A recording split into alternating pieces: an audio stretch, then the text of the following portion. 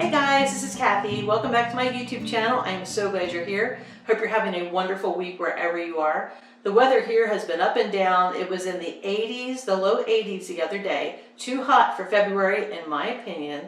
And it's cooled down now a little bit, which is more my speed. What we're going to focus on today is a little short series that I'm doing, and it's on something I came across on a YouTube channel, Betrayal Trauma.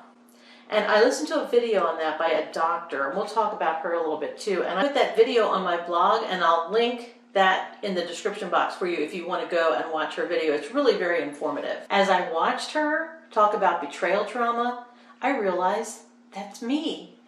I'm a victim of betrayal trauma. And that's why it's taken me so long to begin to get over this divorce. Okay, so what is betrayal trauma, and are you a victim of this trauma? I decided to divide this little series into 4 parts. The first part is going to be the definition. The second part, the conditions that set a person up for betrayal trauma, the symptoms, and finally, I'm going to search for something that may bring us out of that if we are suffering from that, maybe a little bit quicker. I don't know if it's possible, but I'll do a little research and see what I can find. It's taken me 10 years. 10 years of my life. So, and if there was any way that I had known about it earlier, or if I knew of any way to get out of it faster, I would have, but I wasn't even aware that that was something I may have had.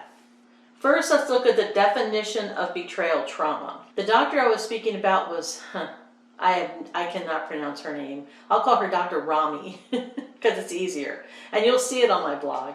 And she's on a site called MedCircle.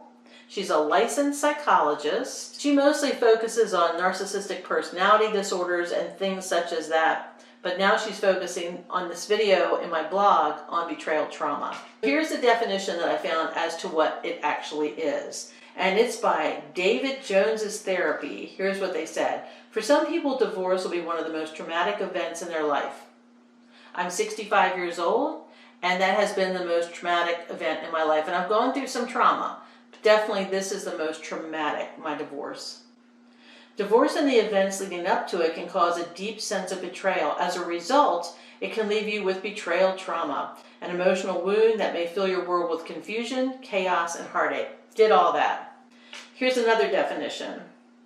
Betrayal trauma differs vastly from other types of trauma because it involves not just the experience of abuse, but also the experience of being betrayed by a critical relationship, such as a parent, a caregiver, a guardian, significant other, or another individual who is relied upon for support and safety. Betrayal trauma is the result of the violation of a profound attachment where there has been abuse or neglect of an individual who depends on that attachment for their safety and well-being.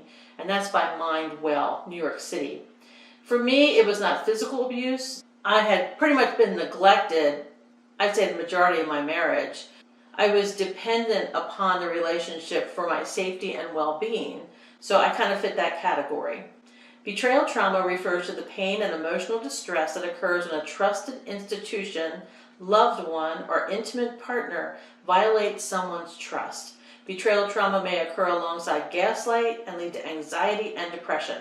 I had both. Anxiety, I'd never been depressed before, and I ended up going into depression and actually needed antidepressants for a few years to get over it. I've been off for a while, but I mean, they got me through a rough time. So I suggest you listen to the video as we get into this. See if you think that may apply to you or someone you know. Like I said, I had never heard of it, so it's really interesting to me that it is a thing, but it makes complete sense to me that it is. Always remember, no matter what situation you're in, that God walks beside you, that He never leaves you or forsakes you, and He loves you. That's it for the beginning of our Betrayal Trauma series. If you know anything about it you'd like to share, please let me know in the description box. If you think you've been through that yourself, or if you're going through it now, I would really like to hear from you. Okay, you guys take care. God bless you, and I'll see you next time. Bye-bye.